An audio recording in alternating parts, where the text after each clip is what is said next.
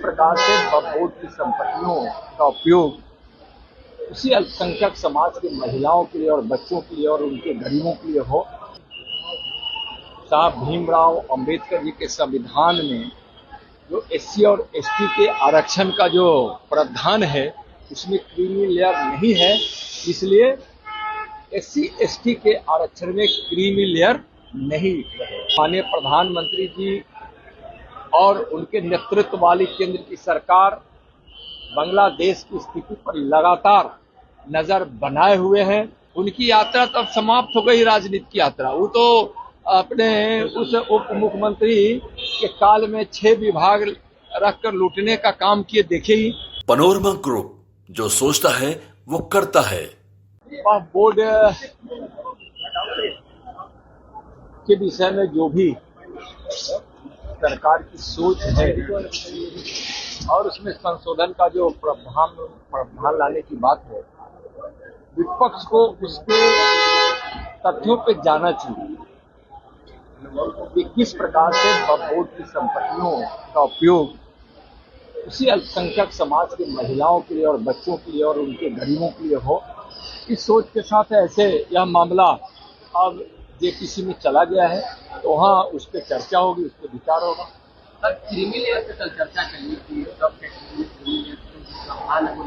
नहीं रहेगा। बिल्कुल मोदी सरकार ने स्पष्ट किया है और माननीय प्रधानमंत्री जी का भी स्पष्ट विचार आया है कि बाबा साहब भीमराव अंबेडकर जी के संविधान में जो एससी और एसटी के आरक्षण का जो प्रावधान है उसमें क्रीमी लेयर नहीं है, इसलिए एससी एसटी के आरक्षण में क्रीमी लेयर नहीं रहे।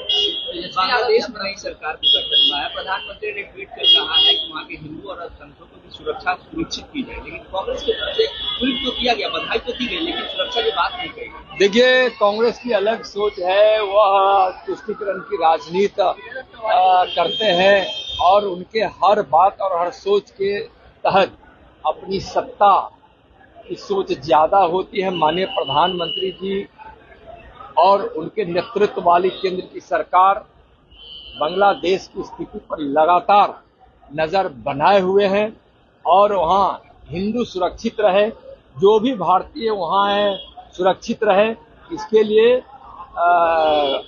बड़े अधिकारी भारत सरकार के लगातार वहाँ के संपर्क में हैं और माननीय गृह मंत्री जी ने वहाँ एडीजी बीएसएफ के अध्यक्षता में एक उच्च स्तरीय कमेटी भी बना दिए हैं।